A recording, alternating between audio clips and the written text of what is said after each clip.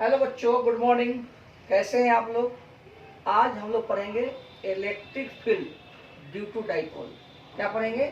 Electric field due to dipole. तो ऐसे इसका कैलकुलेशन 12 के लिए है, कैलकुलेशन इसका 12 के लिए है, लेकिन इसका जो रिजल्ट आएगा वो न्यूमेरिकल पॉइंट ऑफ व्यू से है। और इसका जो रिजल्ट आता है वो स्टैंडर्ड रिजल्ट माना जाता है, यानी कि आप डायरेक्ट न्यूमेरिकल यूज कर सकते हैं।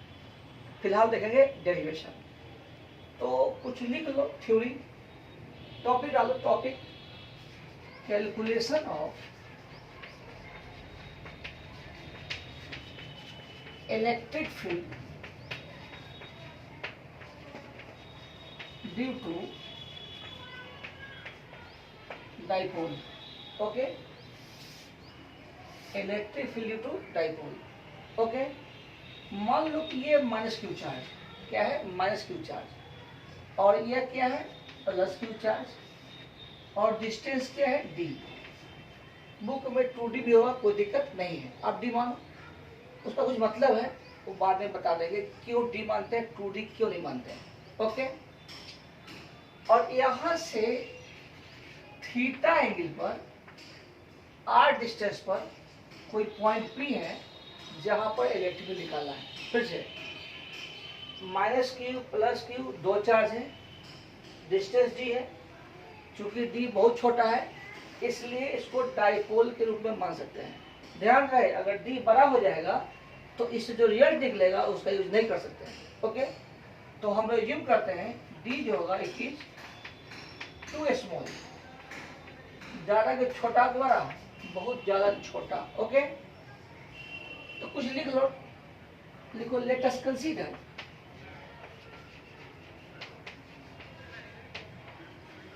a dipole having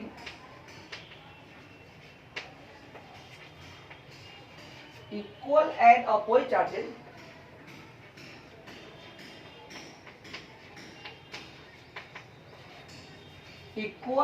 opposite charges minus q and plus q separated t छूट गया, लिख लो separated, ठीक कर लो, by distance d, full stop. We have to calculate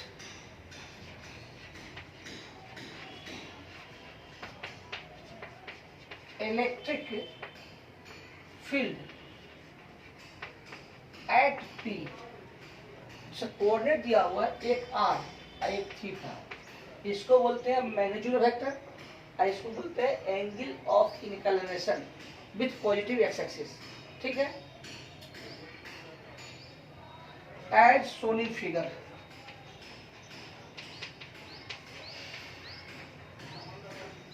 देखो, पिछला क्लास में हम बताए थे इलेक्ट्रिक पोटेंशियल निकालना। क्या बताए थे? इलेक्ट्रिक पोटेंशियल निकालना। तो उसका यूज आप डायरेक्ट कर सकते हैं, क्योंकि अगर उसका यूज नहीं करेंगे इसका नोट्स बहुत बड़ा हो जाएगा। तो यहाँ पर उसका डायरेक्ट यूज कर सकते हैं। तो लिख दो, वी नो दैट, एक लाइन, इलेक्ट्रिक पोटेंशियल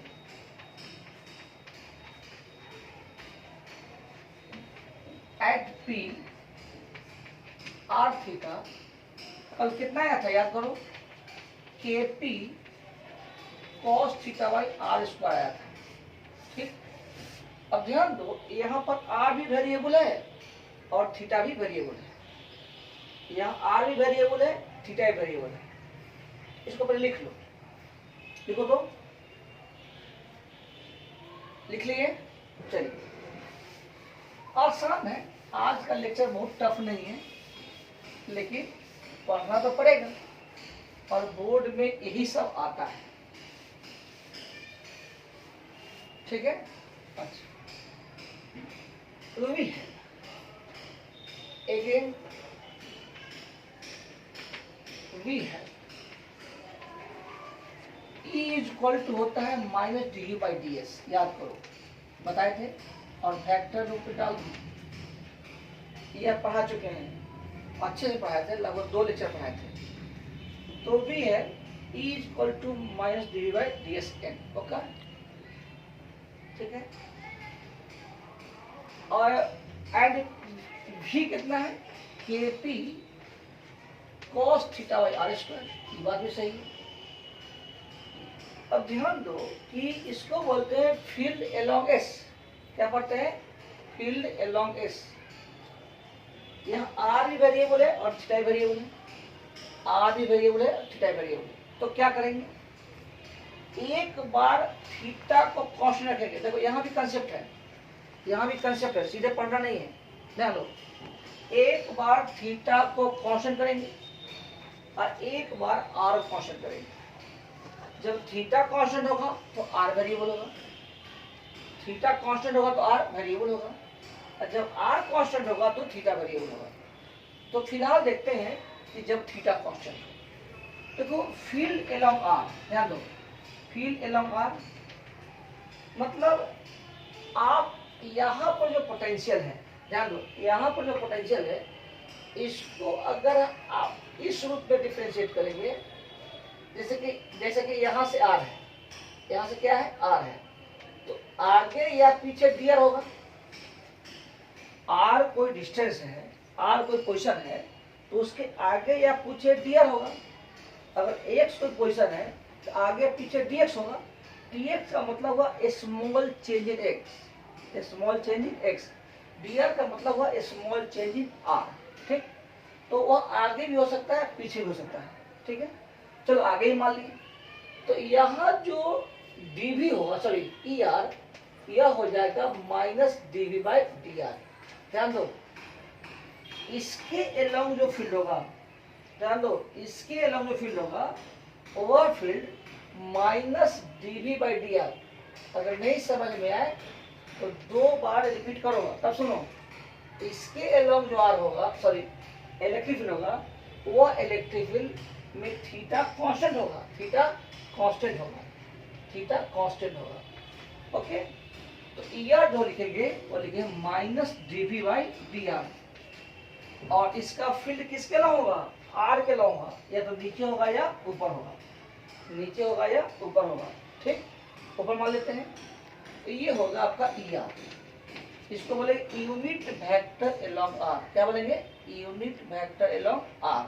ठीक है, और अरे मत, अब देखो यूनिट वेक्टर एलोंग आर यानी कि माइनस dv, सॉरी अब v का मान कितना है, बोलो, K P cos theta by R square.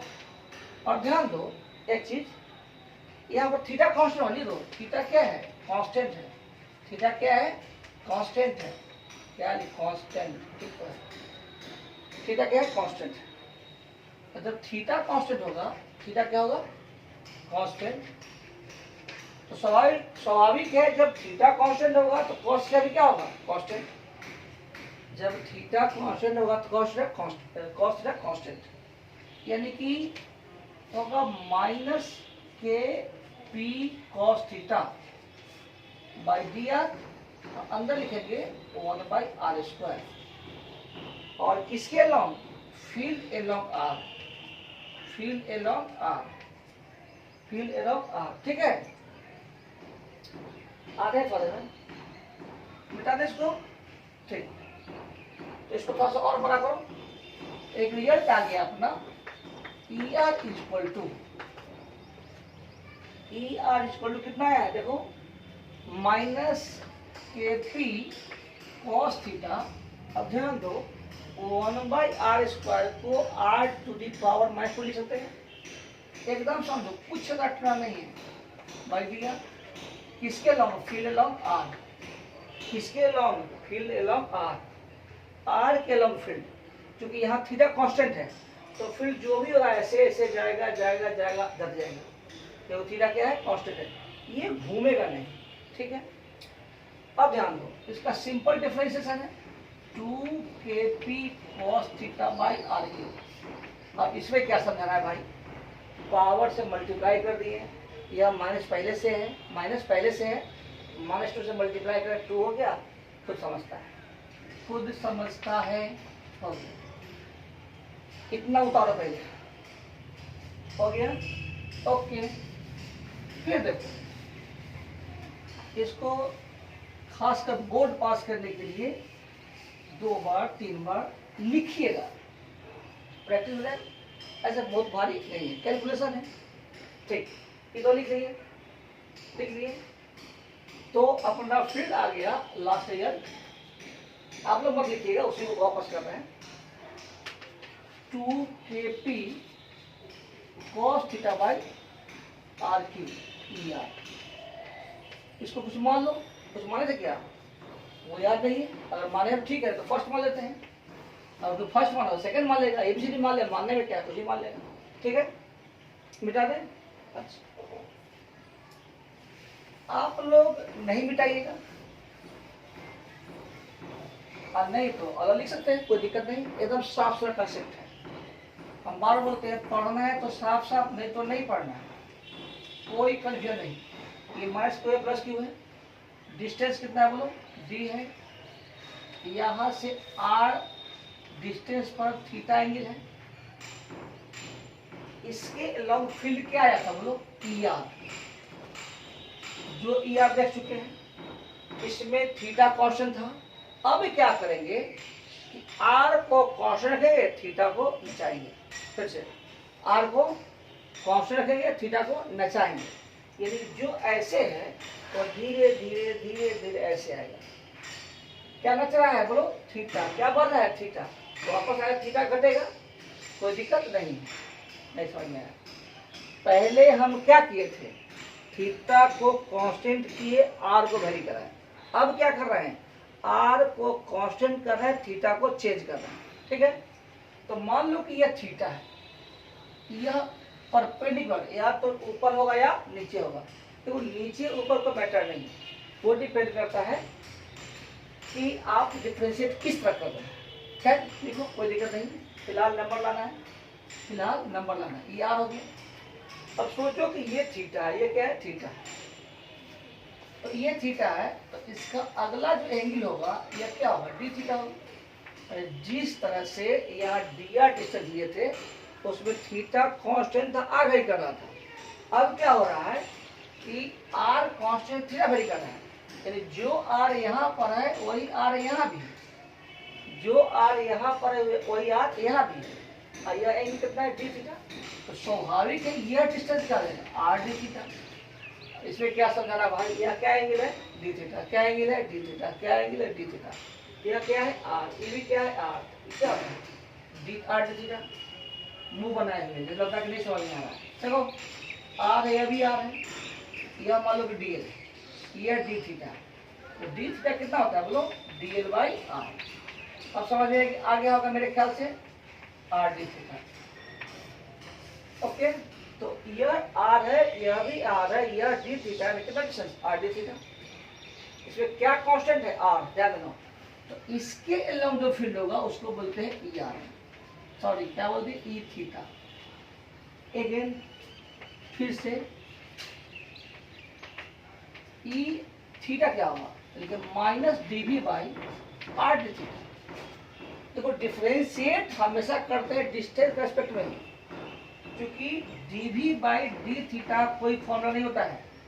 D by D L होता है, डी बाई डी आर होता है, डी बाई डी एस होता है, डी बाई डी थीटा नहीं होता है।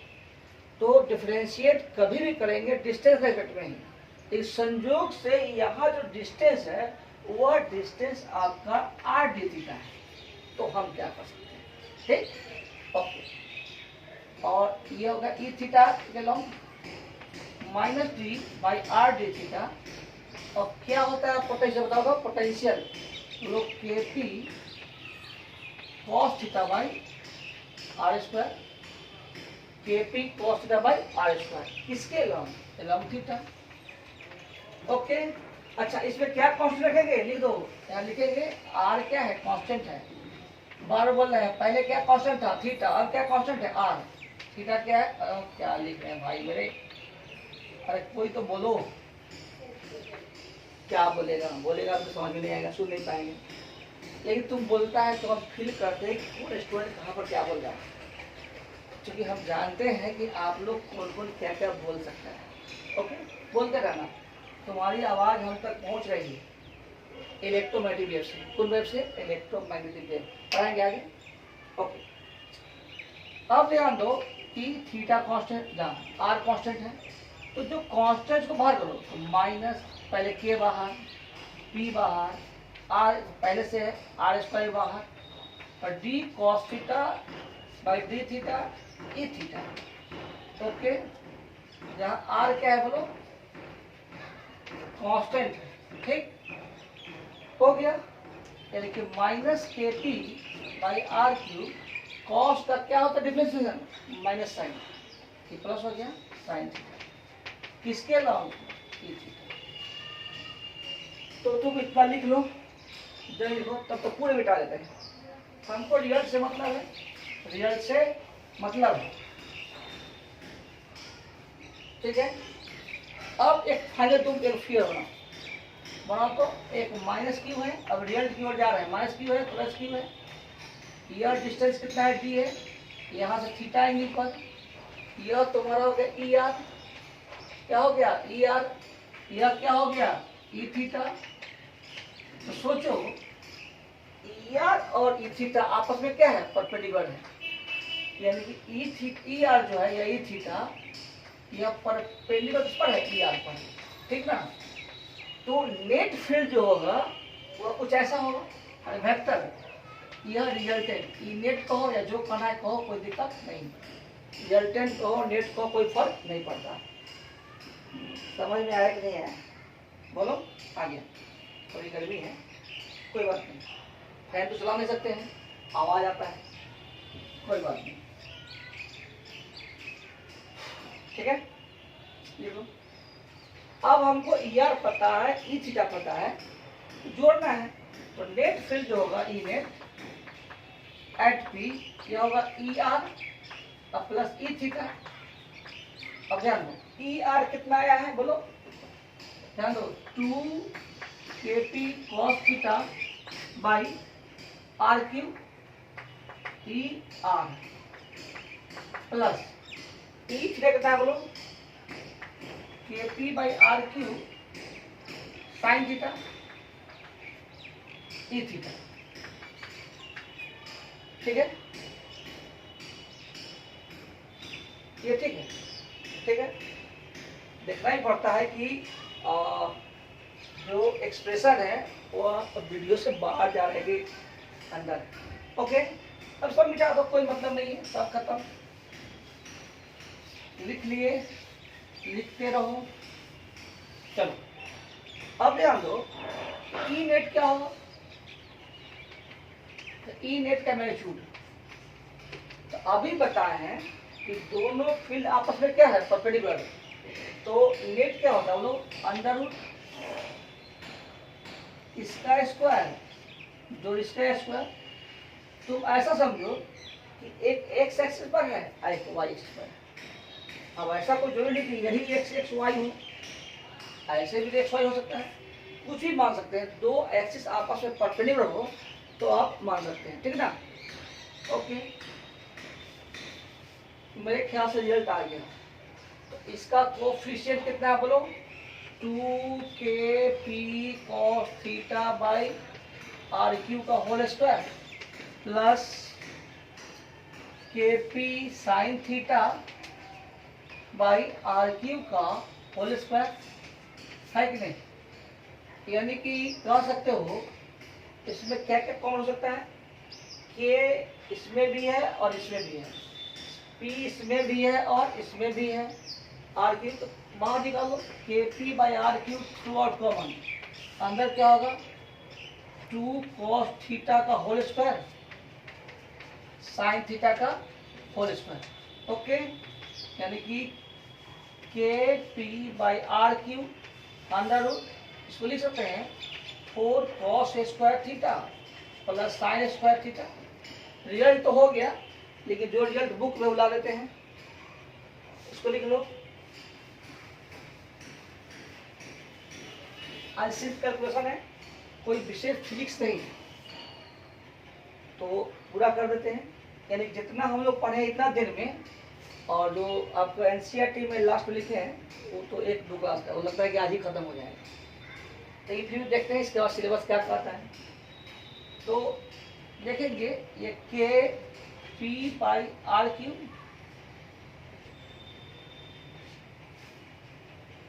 4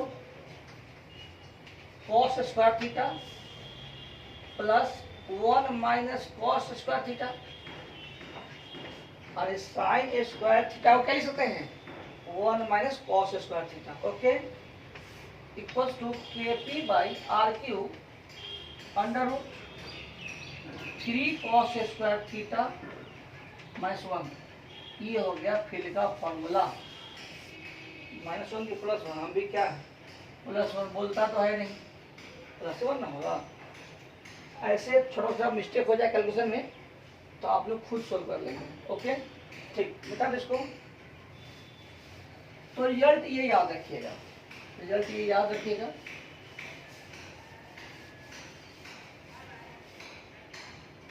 फिर देखो, हाँ, तो अब ध्यान दो कि हम लोग क्या पढ़े हैं, माइनस क्यू है प्लस क्यू है।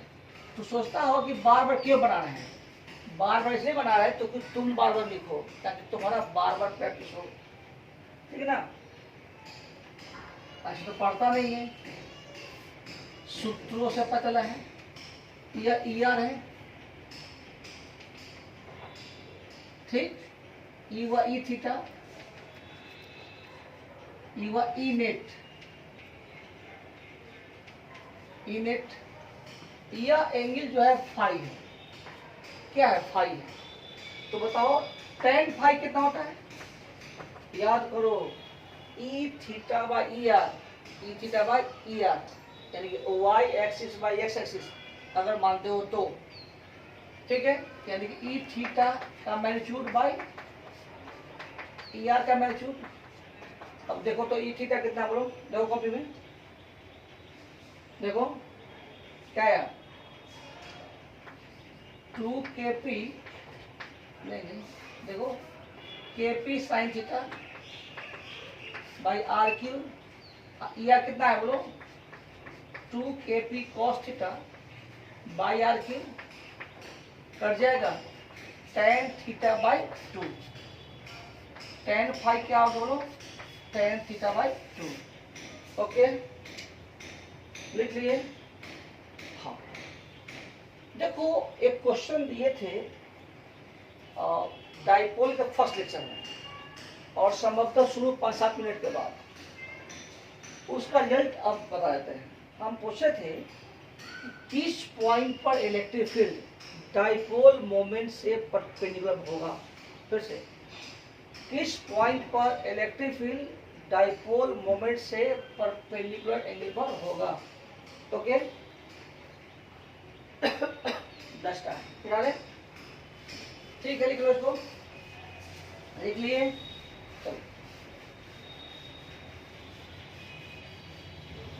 क्वेश्चन फिर लिख लो, और नहीं अगर जगह छोड़ा होगा तो वहां जाकर लिख लो, कहीं भी लिखो, लिखो। क्वेश्चन था at what position, at what position the electric field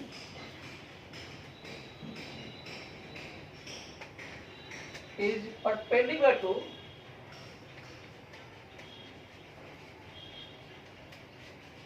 dipole moment। देखो क्या करें, देखो 24, ठीक है, 10 मिनट पढ़ेंगे, मत। किस पोजीशन पर इलेक्ट्रिक फील्ड परपेंडिकुलर होगा, ठीक है। जब मान लो कि हमें रिजल्ट आया है, ये आया है -q, आई क्या था +q, और डाइपोल मोमेंट का डायरेक्शन हमेशा -4 से +4 होता है। क्या होता है, -4 से +4। तो डाइपोल मोमेंट ऐसे है, और हमको पता करना है कि ऐसा कौन एंगल होगा, ऐसा कौन एंगल होगा जहां पर इलेक्ट्रिक फील्ड डाइपोल मोमेंट से परपेंडिकुलर होगा। कहने का मतलब यह अगर डाइपोल मोमेंट का डायरेक्शन है, यह डाइपोल मोमेंट का डायरेक्शन है, तो कितने एंगल पर हमको पता करना है एंगल। इलेक्ट्रिक फील्ड जो नेट है वह डाइपोल मोमेंट पर क्या होगा, परपेंडिकुलर। देखो फिर से, यह क्या डाइपोल मोमेंट है, क्या है डाइपोल मोमेंट। तो इसके पैरेलल जितना भी लाइन होगा सब डाइपोल मोमेंट का डायरेक्शन होगा। हम वेक्टर में पढ़ा थे कि जो भी लाइन एक्स एक्सिस के पैरेलल होता है सब एक्स एक्सिस होता है, वाई एक्सिस के पैरेलल होता है सब वाई एक्सिस होता है, जेड एक्सिस के पैरेलल होता है सब जेड एक्सिस होता है, पढ़ाए थे। तो जितना भी लाइन डाइपोल मोमेंट के पैरेलल होगा सब डाइपोल मोमेंट का एक्सिस होगा। ओके, तो यह ऐसे, और ई नेट जो है इस पर परपेंडिकुलर, मतलब यहाँ पर क्या होगा, परपेंडिकुलर। तो सोचो, तुम सोचो कि यह तुम्हारा क्या है, थीटा है, क्या है, थीटा है। ओके, और यह तुम्हारा क्या था, ई आर था, तो हेल्प करना, ये क्या था, ई थीटा था, ठीक है। तो सोचो यही ना फाई आया था, बोलो ना फाई। तो tan फाई जो होगा आया था कितना, tan थीटा बाई 2। इस रिजल्ट का यूज कर दो, tan थीटा बाई 2, ठीक है। tan फाई क्या आया था बोलो, tan थीटा बाई 2, क्या आया था, tan थीटा बाई 2। ओके, अब सोचो, हाँ ठीक है, अच्छा, सिंस इलेक्ट्रिक फील्ड जो नेट है तो which is perpendicular to dipole moment. Net जो इलेक्ट्रिक फील्ड है इस पर क्या होना चाहिए, परपेंडिकुलर। इसका मतलब हुआ कि थीटा प्लस फाई क्या होना चाहिए, 90। बोलो क्या होना चाहिए, थीटा प्लस फाई क्या होना चाहिए, 90। तो स्वाभाविक है थीटा इक्वल कितना हो जाएगा, 90 माइनस फाइव, दोनों में tan लगा लो, tan थीटा क्या होना चाहिए, tan 90 माइनस 5 यानी कि कितना, cot 5। जानता हो फॉर्मूला, cot 5 को 1/tan 5 कर सकते हैं, tan 5 कर सकते हैं। सो tan 5 इक्वल टू आ गया 1/tan थीटा। नहीं समझा, tan 5 equal to 1/tan theta, cross करा दिए, सिंपल है, ठीक है। अच्छा, अगेन हम लोग क्या रिजल्ट जानते हैं, हम लोग tan फाई इक्वल कितना, tan थीटा बाई 2। अब तो बहुत सुंदर बात है, tan फाई कितना आया है, 1/tan थीटा। tan फाई कितना है, tan थीटा बाई 2। जब ये दोनों बराबर है तो ये दोनों भी बराबर होंगे, यानी कि 1/tan theta tan theta by 2, tan square theta 2, tan theta कितना हो जाएगा, बोलो हेल्प करो, plus minus root 2, plus minus root 2 लिख लीजिए पहले, रिजल्ट आ गया।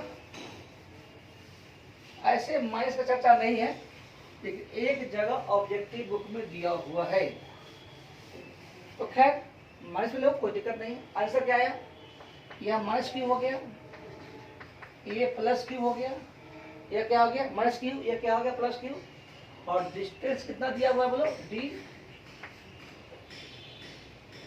तो यहां से theta equal to tan inverse,